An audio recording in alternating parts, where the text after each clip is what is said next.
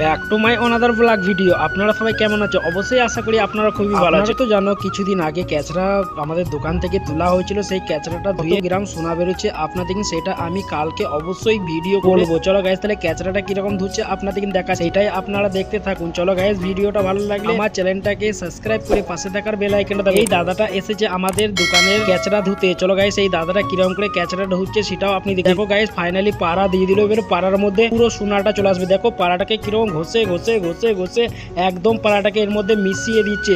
তারপরে একটু নাইটিক ঢেলে দিল, কেন নাইটিকটা ঢেলে দিলে যেটুকু তামা চাঁদি থাকবে সেইটুকু খেয়ে নেবে, সোনাটা পাড়ার মধ্যে চলে আসবে। সেইটাই আপনাদের কিন্তু জিগাই। চলো গাইস তাহলে পাড়াটাকে ক্লিয়ার করার জন্য কিরকম পানি দিয়ে ধোয়া হচ্ছে। দেখো ধোয়া ক্লিয়ার হয়ে গেলে এবারে একটা কাপড়ের মধ্যে দেখো পাড়াটাকে ঢেলে নিচ্ছে। কেন ঢেলে নেওয়ার কারণ হচ্ছে এবার পাড়াটাকে ভালো করে এই কাপড়টার মধ্যে নিগড়াইতে হবে। যেটুকু সোনা থাকবে সেইটুকু পাড়াটার মধ্যে দেখো কাপড়ের মধ্যে চলে এসছে। এবার পাড়াটা বাইরে বেরিয়ে গেল। ভালো লাগলে ভিডিওটা অবশ্যই পেজটাকে আমার ফলো করে